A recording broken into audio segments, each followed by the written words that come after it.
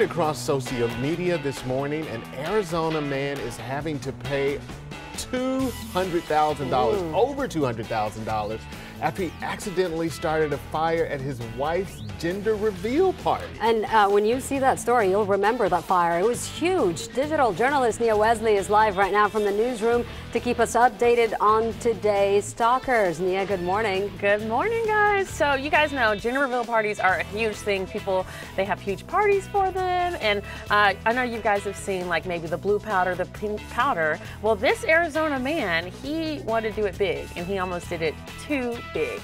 He actually started a fire that encompassed 45,000 acres and took about 800 firefighters a week to fight. So what happened was he had like the colored powder packets. I don't know if they were pink or blue, but he was supposed to shoot a rifle at the packets and they were going to explode either into pink or blue. And he shot at them, they exploded, but it was a really windy day and it started a fire. So this spread across Arizona and he was charged with a misdemeanor. And now, a year later, this was actually last April, he has been ordered to pay $220,000. And he's actually a Border Patrol agent on top of that. So, you know, best wishes to him and his wife, but that is just insane to me.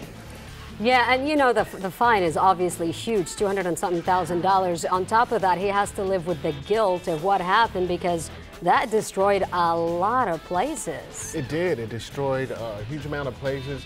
Then he has the baby. Then he gets the hospital bill. So it doesn't end. Hopefully they have a payment plan.